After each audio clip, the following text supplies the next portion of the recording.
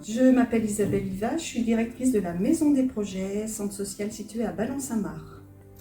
Et je m'appelle Andreas Chrysopoulos-Boudet, adjoint de direction de la Maison des Projets à Ballon-Saint-Marc. Donc, le centre social est une association loi 1901 qui intervient sur le territoire de la communauté de communes Maine-Cœur de Sarthe, 22 000 habitants pour 13 communes.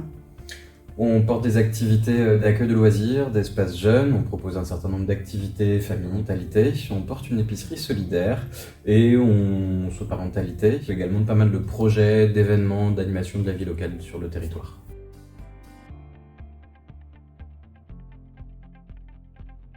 Comme beaucoup d'associations, nous sommes confrontés à des difficultés de financement de nos activités.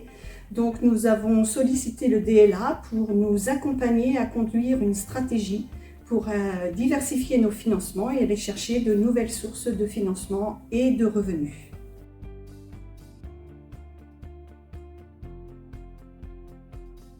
Le dispositif local d'accompagnement, c'est une approche collective.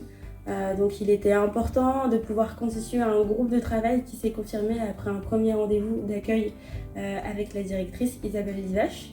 L'association a été ensuite en mesure de constituer ce groupe de travail qui a mobilisé des salariés et des bénévoles pour venir faire l'état des lieux de l'association et de se projeter en termes de thématiques de travail.